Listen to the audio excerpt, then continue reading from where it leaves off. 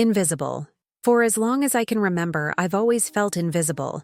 Not just unseen, but completely forgotten.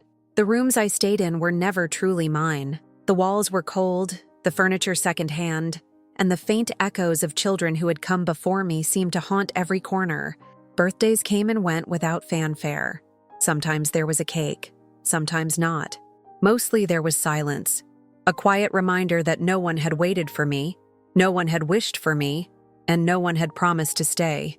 I learned quickly how to disappear into the background, how to smile politely while feeling like I didn't matter, how to pretend that being alone was normal. I grew up bouncing from foster home to foster home, each goodbye cutting deeper than the last. I knew the routine: unpack my few belongings, memorize the house rules, avoid trouble, and wait. Wait for what? I didn't know. Wait for someone to see me, to care, to choose me. Every time a new family visited, my heart would race. Maybe this time they'd see something worth loving. Maybe this time I would be chosen. But each time they left, and I was left behind, my hope shrinking just a little more. I learned to guard my heart, to hide my disappointment behind a polite smile, to convince myself that it was easier this way. Easier to protect the small piece of me that still dared to hope. Nights were the hardest. Alone in my room, I would lie awake staring at the ceiling, imagining what it would be like to have someone call me their own, to hear laughter coming from a living room where my presence mattered, to have someone who would notice if I was missing. I would look out the window at families walking by, hand in hand, laughing, sharing stories, and I felt a mix of longing and envy. I wondered why it had never happened for me. Was there something wrong with me? Did I have to stay invisible forever? School offered no refuge either. I was the quiet one, the child who didn't quite belong anywhere. Friendships came and went. Teachers were kind, but busy. I was just another name on a roster, another child in need of guidance, another heart that felt overlooked. Sometimes I would smile at classmates, and they would smile back, but only politely, as if acknowledging a stranger. I longed for a real connection, someone who would look at me and say, "You matter, you belong." But those moments were rare. Mostly I kept to myself, learned to laugh alone, and practiced pretending I didn't care. And yet, even in the darkest moments, a tiny flicker of hope remained. Deep inside, I believed, perhaps foolishly, that one day someone would see me. Not the child with empty arms and quiet sadness, but the child capable of love, of joy, of belonging. I held on to that hope tightly, like a secret treasure. It was the only thing that kept me going through endless days of waiting, through the ache of being passed over again and again. It was fragile, yes, but it was alive, and I clung to it, because without hope, there was nothing. So I waited. I survived. I endured. I became an expert at invisibility, a master at pretending I was okay when I was not. But I never gave up completely.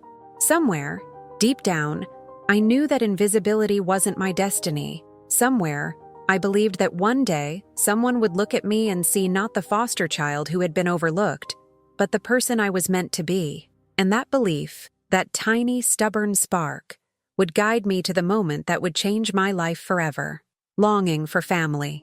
Even as I grew older, the longing never left me. It wasn't just a passing wish. It was a constant ache in my chest, a quiet yearning that no amount of distraction could erase. I would lie awake at night and imagine what it would be like to have a family of my own. Not just people who fed me and tucked me into bed, but people who would celebrate my victories, comfort me when I cried, and tell me that I mattered over and over until I finally believed it. I dreamed of the warmth of a home that felt alive with love, the kind of home where laughter wasn't forced but genuine, where hugs were frequent and comforting, where I wouldn't have to count the days until someone left me behind again. Every day in the foster system reminded me of what I didn't have. Friends at school would talk about birthday parties, family vacations, parents cheering them on at games or school performances. I would smile, nod, and ask questions politely, but inside I ached. I didn't resent them. How could I? But I envied the simplicity of their connection. I wondered if I would ever know what it felt like to belong somewhere, to be chosen, to be loved without conditions. That longing grew with me, shaping my small moments of hope into quiet determination. One day, somehow, I would find that family, or they would find me. I started noticing the smallest things. When someone smiled at me, I analyzed it, wondering if it could lead to something more. When a teacher praised me for my work, I clung to that acknowledgement like a lifeline. Every tiny gesture of kindness became magnified, each one a reminder that love might exist for me somewhere in the world. I imagined the day someone would walk into my life and stay, not out of duty, but because they wanted to, because they saw me. And the idea of that possibility became a quiet obsession, one that both terrified and comforted me. Terrified because I didn't want to hope too much and be disappointed again. Comforted because even imagining it gave me strength to keep going. I would sometimes talk to myself in the mirror, practicing the words I would say if someone ever asked me who I was or what I wanted. "I want a family," I would whisper, barely audible, as if saying it aloud might scare it away. I pictured parents reading bedtime stories to me, guiding me through mistakes, celebrating birthdays, even sitting with me silently while I drew or daydreamed. I longed for the mundane, ordinary moments that I had only ever observed from the outside. A mother laughing at my clumsy jokes, a father teaching me how to ride a bike, dinners filled with chatter and warmth. These were not grandiose dreams. They were simply the love I had been denied. Yet, despite the repeated disappointments, I clung to hope. I learned to recognize the difference between fleeting attention and genuine care, between polite smiles and true interest. I studied the world around me, looking for clues that love could reach me, that I could belong. Every time I saw a child embraced by their parents, I didn't feel bitterness. I felt determination. I would not give up. I would wait. I would keep dreaming, because dreaming was the only way I could survive the emptiness. And so every night, I whispered my wishes into the darkness, as if the universe might listen. "Please," I would say, "let someone come for me. Let someone choose me." It wasn't just a plea. It was a declaration that I deserved more, that my life mattered, that I was ready to love and be loved in return. That longing for family became my compass, guiding me through the uncertainty of my days, keeping me alive with the quiet but unshakable belief that one day, someone would finally see me, not as a foster child, not as a number in a system, but as the person I was meant to be. And that belief, that longing, would eventually lead me to the moment that would change everything, watching the world. From my window, the world outside always seemed both beautiful and cruel. Families walked by hand in hand, laughing at jokes I would never hear, sharing meals I would never taste, celebrating milestones I could only dream about. On some days, I would press my face to the glass, tracing the outlines of their lives with my finger, imagining what it would feel like to be part of something like that. The warmth, the connection, the sense that you belonged somewhere. It was intoxicating to watch, but it also reminded me of everything I didn't have. I remember one particular afternoon, sitting on the ledge of my small second-story window in the foster home. A group of children ran past in the street, their parents waving, smiling, calling out their names. Their laughter echoed in the crisp air, a melody I wanted so desperately to join but couldn't. I felt like an invisible observer, peering into a world I was never allowed to enter. I could see the joy, the comfort, the love, and I ached for it. I longed for the kind of attention that wasn't fleeting or conditional. I wanted someone to notice me, to really see me, and to care enough to stay. School was no different. Recess felt like a stage where I wasn't invited to perform. I watched groups of friends cluster together, their inside jokes creating invisible walls I couldn't cross. Sometimes I tried to join in, and sometimes I just watched, content to be invisible rather than risk rejection. The cafeteria was filled with laughter, trading of snacks, sharing of stories, and I sat at the edge, quietly observing. I became an expert at watching without being noticed, at learning how to blend into the background. And yet, even in that invisibility, my longing for family never diminished. I craved connection, even if it only existed in my imagination.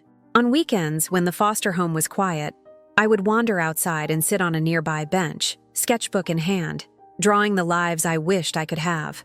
A mother helping her child tie a shoelace, a father carrying a sleeping toddler, siblings arguing and then laughing. These ordinary moments became my escape, my way to hold on to the possibility that love and family could exist for me too. Each sketch was a prayer, a hope, a silent promise to myself that I would not give up. The world I watched was not cruel. It was a reminder of what could be, a glimpse of the life I was waiting for. Even when the foster parents were kind, it was never the same. They had their own lives, their own rules, their own boundaries. I was always an outsider, a guest who could be moved at any time. Watching the world, I realized that family wasn't just about proximity or shelter. It was about being chosen, and that knowledge cut both ways.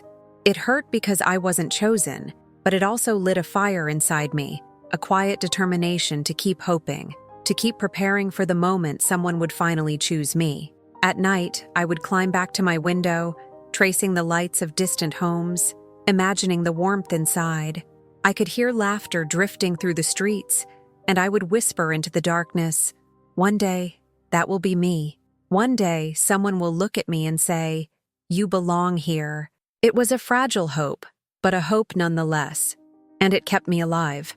Watching the world, I learned patience, resilience, and the subtle art of believing in possibilities that seemed out of reach. I knew that eventually, my turn would come, that the life I had been observing from afar would one day be mine to live. And so I waited, quietly, watching, dreaming, longing. Each day was a lesson in patience, each observation a reminder that love existed somewhere in the world, waiting for me. And somewhere deep inside, I held on to the certainty that the moment of change, the moment when I would finally step out of the shadows and into a family that chose me, was closer than I could imagine. The unexpected visitors. I still remember the day they walked in. It was ordinary in every way, the sun slanting through the windows, the faint hum of the heater. But something about that moment changed everything. I was sitting quietly in the common room of the foster home, trying not to draw attention to myself as usual, when the door opened. I looked up, half expecting another family to glance my way and then move on, leaving me invisible as always. But this time, it was different. The woman stepped in first, her eyes soft and searching. There was something in her gaze that made me pause, as if she was looking not at the child who had been passed over countless times, but at the person I truly was. She smiled, not the polite, fleeting smile I was used to, but a warm, genuine smile that seemed to reach through the walls I had built around my heart. Behind her, a man followed, a nervous sort of energy surrounding him, but there was determination there too, a quiet strength that made me feel like perhaps, just perhaps, this moment was meant to be. I didn't know what to do. I sat frozen, unsure if I should speak, move, or even breathe. Every fiber of me wanted to vanish, to hide behind the invisible mask I had perfected over the years. But something inside me, call it instinct, hope, or sheer curiosity, made me stay put. I watched as they approached slowly, looking around the room, scanning the children, and then stopping in front of me. My heart pounded, not from fear, but from a strange and unfamiliar sense of anticipation.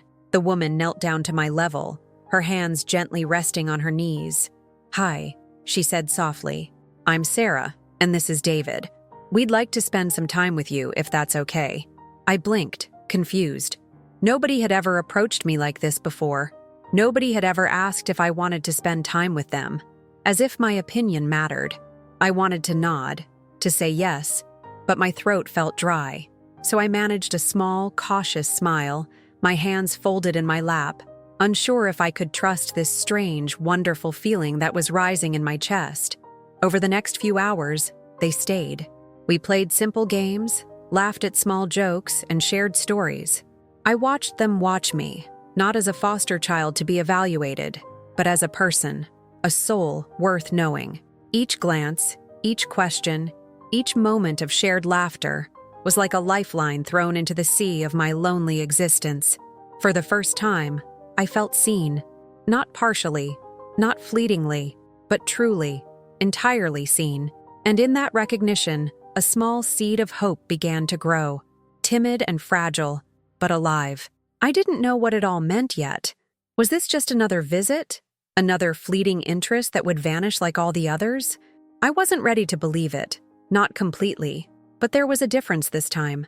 Something unspoken, something intangible, but undeniably real. They didn't just look at me, they acknowledged me. And in that acknowledgement, I felt the stirrings of possibility. A life beyond waiting. A life where I might finally belong. As they left that day, I didn't want to cry. I didn't want to show the fragile hope that had begun to bloom inside me. But I couldn't help it. I whispered into the empty room, maybe this time it will be different. And deep inside, I believed, for the very first time in my life, that someone might finally choose me. That my story was about to change. And that the life I had been dreaming of, the family I had been longing for, might not just exist in my imagination anymore. Moments of connection. After that first visit, I couldn't stop thinking about them.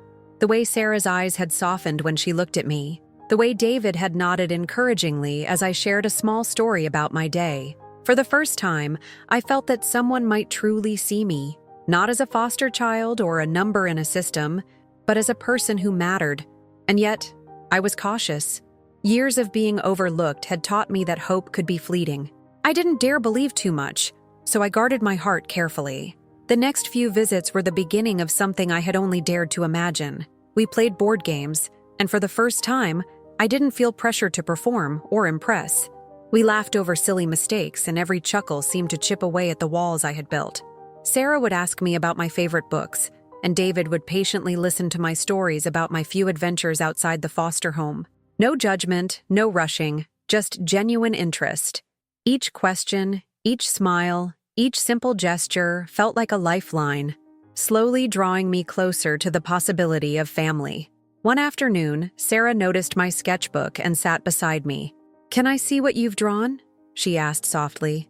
I hesitated, unsure if I should trust her with my private world, but the way she waited, without pushing, without forcing, made me open it. She turned the pages carefully, commenting on each drawing with warmth and care. "You have a wonderful imagination," she said. For the first time, someone had noticed not just the child I appeared to be, but the person I was inside. And in that recognition, I felt a spark of belonging that I had never known before. David, too, found ways to connect. He taught me small things. How to throw a baseball just right. How to ride a bike without falling. How to fix a wobbly chair in the common room. He didn't lecture or criticize. He encouraged, guided, and laughed with me. Each moment was small, seemingly ordinary, but for me, they were monumental. I was learning that connection wasn't about grand gestures or perfect words. It was about presence, patience, and consistency. It was about someone showing up again and again, even when it was hard or inconvenient. I started to notice changes within myself. I laughed more easily. I shared stories without fear of being ignored, and I allowed myself to hope quietly. I wasn't just surviving anymore. I was beginning to live in these moments of connection. Each visit reinforced a simple truth. Love doesn't have to be loud or dramatic. Sometimes it's found in the quiet, steady acts of care, in someone choosing to be with you, in the subtle ways they show they see you for who you really are. One day, as we sat around a small table drawing and sharing snacks, Sarah looked at me and said, "You know, we'd like to spend more time with you, if you want." My heart leapt. For the first time, someone had asked me directly if I wanted them in my life. If I wanted this connection. I nodded, words failing me, but my smile said everything. That simple question, that quiet offer, was the first real confirmation that my longing for family might not just be a dream anymore. And so, in these moments of connection, I began to understand that family could be built, piece by piece, through trust, patience, and love. The walls I had so carefully constructed to protect myself slowly started to crumble, replaced by the fragile but undeniable belief that I was worthy of being chosen. And in each small gesture, each shared laugh, each gentle word, I felt the stirrings of a life I had only ever imagined. A life where I could belong, where I could be seen, and where love wasn't something I had to chase, but something that came to me, quietly, persistently, and fully. The adoption day. The day of the adoption felt surreal. as if the world itself had shifted quietly while I slept. I woke up early, my stomach fluttering with a mix of anticipation and nerves. Today, everything would change. Or at least that's what my heart whispered. I dressed carefully in the clothes I had chosen the night before, the ones I hoped would make me appear calm, composed, as if I already belonged to the family I had dreamed of for so long. But inside, I was trembling. Could this really be happening? After all the years of waiting, all the disappointment, all the moments of being overlooked, was this the day someone would finally choose me for life? When Sarah and David arrived to pick me up, I felt a strange combination of fear and relief. Fear, because hope had often let me down. Relief, because they had shown me that they were willing to be patient, willing to see me for who I truly was. The car ride was quiet, filled with soft music and the occasional comment about the weather or a small joke. But each word, each glance, each smile carried more weight than I could have imagined. I realized that this ordinary ride was the beginning of an extraordinary change. Today, I would no longer just be a child in the system. I would be a child chosen, loved, and finally, home. At the courthouse, the hallways were bright and sterile, but my heart was overflowing. I clutched the papers in my hands, the official documents that would seal my future, and I couldn't stop looking at Sarah and David. Their eyes met mine, warm and encouraging, silently telling me that it was okay to hope, okay to let go of the fear, okay to step into this new life. When the judge called our names, my hands trembled slightly, but I felt stronger than I ever had. This was more than legal paperwork. It was a declaration that my life had value, that I was seen, and that I belonged. As I signed the adoption papers, a weight I didn't even know I was carrying lifted off my shoulders. The words on the paper were simple, but their meaning was immense. This was the family I would wake up to, laugh with, learn from, and love. It was official. It was real. It was permanent. Tears pricked my eyes, not from sadness, but from relief, joy, and an overwhelming sense of gratitude. The years of waiting, of longing, of watching the world from a distance, all culminated in this moment. I was no longer invisible. I was chosen. I was loved. Outside the courthouse, the sunlight felt warmer, brighter, more alive than I remembered. Sarah reached for my hand, and David offered a reassuring smile. For the first time, I felt what it meant to belong somewhere completely, to be embraced not out of obligation, but out of genuine love and desire. As we walked to the car, I held their hands tightly, feeling a sense of security and connection that I had only dreamed of. The world I had observed from afar, the family I had longed for, had finally found me. On the ride home, I looked out the window at the familiar streets, but everything seemed different. The colors were brighter, the sounds richer, the possibilities endless. I realized that family wasn't just about being present. It was about being chosen, about love that is patient, consistent, and unwavering. And in that realization, I understood something profound. All the waiting, all the heartache, all the moments of invisibility had led me to this exact place. I was finally home, and my heart was full in a way it had never been before. That day, I learned that hope can survive even the longest winters, that love can find you when you least expect it, and that sometimes the family you have always dreamed of is waiting just beyond the corner, ready to embrace you fully. The adoption wasn't just a change in my legal status. It was a transformation of my heart, my mind, and my soul.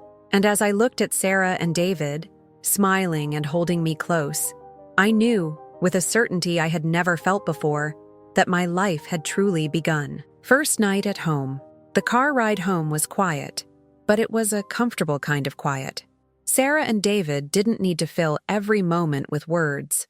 Their presence alone was enough. I sat in the back seat, my hands folded on my lap, glancing occasionally at the small glimpses of my new life that were slowly unfolding outside the window.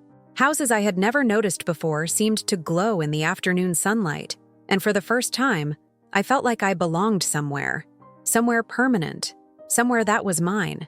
When we pulled into the driveway, my heart pounded. The house didn't look extraordinary from the outside, but to me, it was magnificent. It wasn't just a building, it was a promise a home filled with the possibility of love, laughter, and belonging.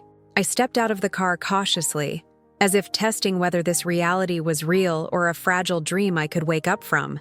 But as Sarah reached for my hand and David opened the front door with a smile, I realized that this was real. This was home. Inside, the house smelled faintly of home-cooked meals and warm wood.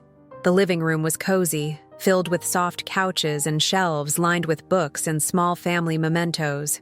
The walls weren't just walls. They were the beginning of a place where memories would be made, where my laughter could echo freely, where my presence mattered.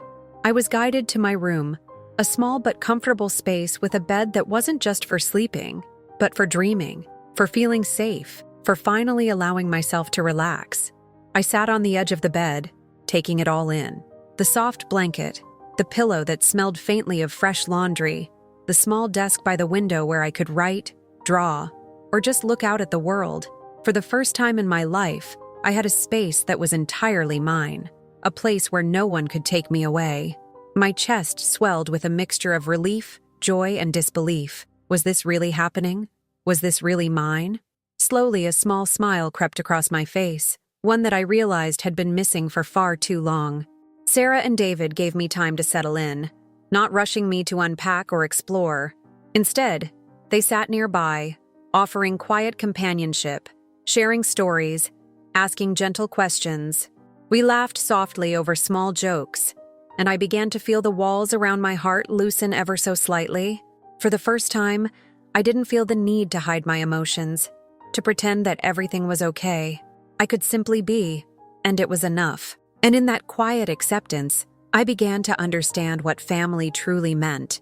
That night, as I lay under the soft blanket, listening to the distant hum of the city and the gentle creaks of the house settling, I felt a sense of peace I had never known. My parents, Sarah and David, were in the next room, but their presence was tangible even from a distance. I could hear the soft conversation, the occasional laugh, and it felt like a melody I had been longing to hear all my life. I closed my eyes and allowed myself to cry quietly, not from sadness, but from a profound sense of relief. For the first time, I was safe. For the first time, I was home. In that room, in that quiet night, I learned the simple power of belonging. Family wasn't just about shared blood or legal papers. It was about love that was consistent, patient, and unconditional. It was about being chosen, being seen, and being allowed to exist fully, without apology. And as I drifted into sleep, I realized that this was just the beginning. The first night at home was not the end of my journey. It was the start of a life where hope, love, and connection were no longer distant dreams, but a living reality. Building trust. The days that followed were quiet but profound. Every morning, I woke up in my room and felt a warmth that I had never known before. Sarah would leave little notes for me, reminders that she believed in me, that I was loved, that I was safe. David would check in during breakfast, asking gently about my plans for the day or the book I was reading. At first, I noticed them as small gestures, but slowly, they accumulated into something larger, something undeniable. Love expressed consistently, quietly, without fanfare, but with unwavering presence. Trust, I began to realize, wasn't built in a single moment. It was constructed, day by day, through small acts that spoke louder than words.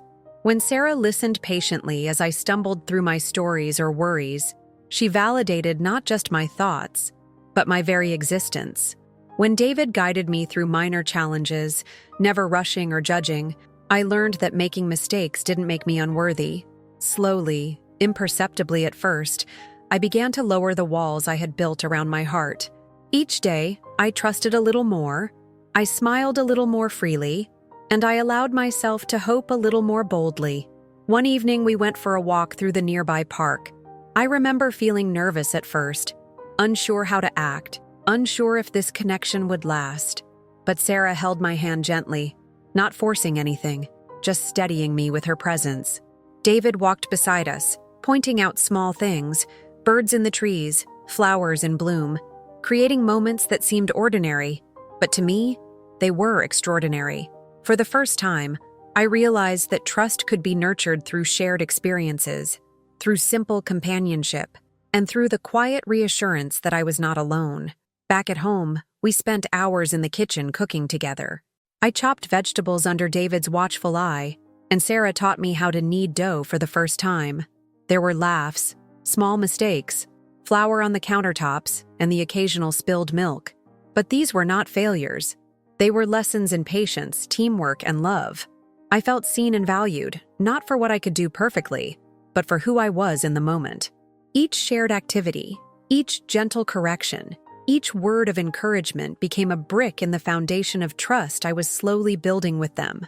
I started to notice changes within myself. I was less guarded, more willing to express my feelings, more open to receiving affection. I laughed without fear of ridicule. I asked questions without worrying that they would be dismissed. And I allowed myself to believe that being cared for didn't make me weak. It made me human. The constant, steady presence of Sarah and David created a safe environment where trust could flourish, where love could be experienced in its most authentic form. There were moments of doubt, of course. Old fears would creep in. What if they left? What if this was temporary? But each time, Sarah and David responded with patience, reassurance, and understanding. Their consistency became a promise that I could rely on, a reminder that love wasn't just a fleeting feeling, but a choice, made again and again. And in that repeated choice, I discovered the true power of trust.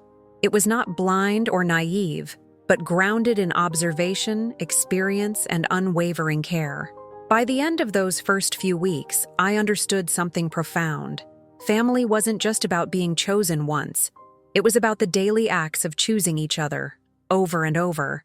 Trust was not given freely. It was earned, nurtured, and protected. And as I lay in my room at night, thinking about the day's small victories, I realized that the walls I had built around my heart were finally coming down. I could laugh, I could cry, I could dream, and I could hope, because for the first time, I knew I was truly safe in the hands of people who loved me. Building trust wasn't instantaneous, and it wasn't easy, but it was transformative. It taught me that love is patient, consistent, and persistent. It showed me that being seen, being valued, and being chosen day after day could heal even the deepest wounds.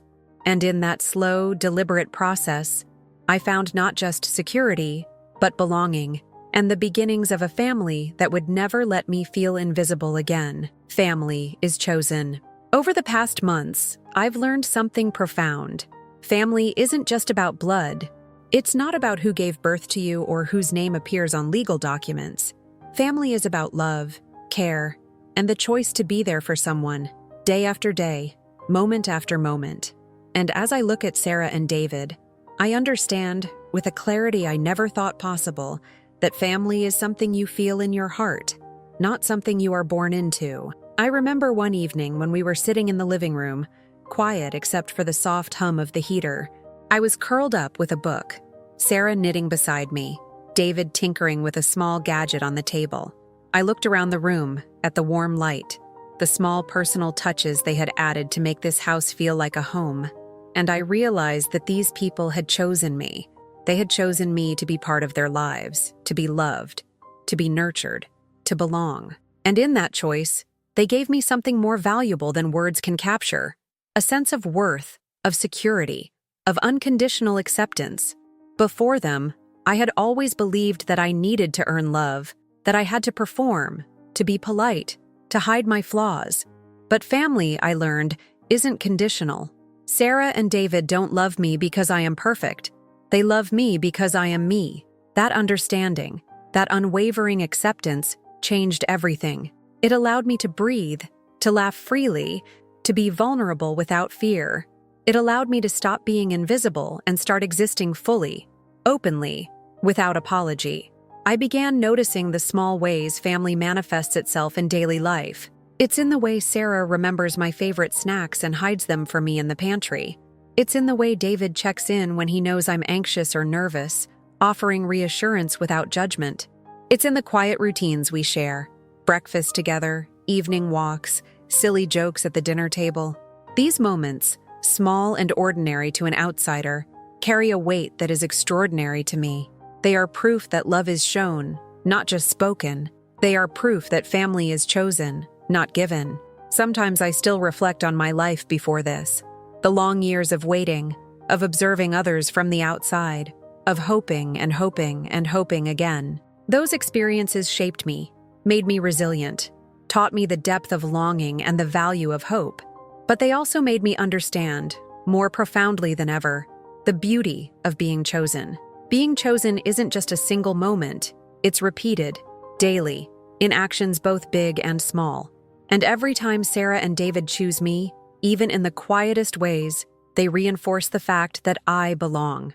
I also learned that family can be imperfect and still be real. We laugh, we argue, we make mistakes. But the love remains constant, like a steady heartbeat. That consistency is what makes a family strong. It's the reassurance that no matter what, someone will be there for you, someone will see you, and someone will choose you again and again. And in that choice, the invisible walls I had built around my heart slowly disappeared. I am no longer a child watching the world from a distance. I am part of it, and I am seen. Now, when I think about family, I don't think of what I lacked before. I think of what I have now. 2 people who have chosen me, who nurture me, who love me with a depth and steadiness I never knew possible. And I realize that family isn't just a word, it's an experience. It's the warmth in Sarah's smile, the encouragement in David's words, the sense of home that fills every corner of my life. It's a gift, a privilege, and a responsibility to love and be loved in return. I am living proof that family can be chosen, that belonging can be created, that love can find you even when it seems impossible. And as I settle into the quiet of the evening, surrounded by the warmth and laughter of my new home, I know one thing with absolute certainty. I am not alone. I am not invisible. I am loved. And that love, chosen and unwavering, is everything. A future full of hope. The days continue to pass, but they feel different now.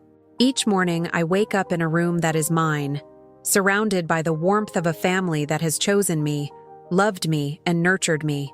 The small routines we share, breakfast, school, walks in the park, bedtime stories, are not just moments.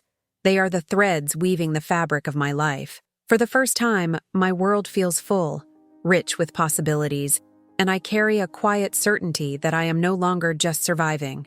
I am living, truly living. I reflect on the journey that brought me here, the years of longing, of watching the world from a distance, of hoping for something that seemed just beyond my reach. Those experiences, though painful, taught me resilience, patience, and the depth of human hope. But now, in the presence of Sarah and David, I understand something even more profound. Hope is not just a feeling. It is a bridge, a path that leads you to the life you are meant to have if you are brave enough to wait for it and open enough to receive it. We laugh together, we argue gently, we make mistakes, and we learn from them. Each day is a lesson in love, trust, and the strength that comes from belonging. I have discovered that family is not about perfection. It is about choosing each other every day, showing up, and being present. I am learning to give back, too, to care, to love, to support. The love I have received is not a gift to be hoarded. It is a living, breathing force that grows when it is shared, and I am determined to nurture it. School is no longer a place of quiet observation but of participation. I raise my hand, share my thoughts, and laugh freely with friends, knowing that I have a safe place to return to at home.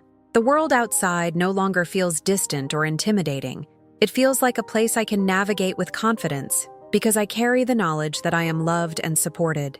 Each day reinforces the lessons I have learned about trust, patience, and resilience. And each night, as I return to my room, I feel the quiet comfort of belonging. Sarah and David have taught me the meaning of unconditional love. They celebrate my victories, console me in my failures, and encourage me to pursue my dreams, no matter how small or large. In their presence, I have learned that love does not demand perfection, only honesty, openness, and a willingness to be vulnerable. And in allowing myself to be seen, I have discovered that my heart, once guarded and fragile, is capable of immense capacity for love and connection. Sometimes, when I sit quietly in my room, I think about the child I once was, the one who watched the world from a distance, the one who longed for a family and wondered if hope would ever find him. I smile softly at that memory, not with sadness, but with gratitude.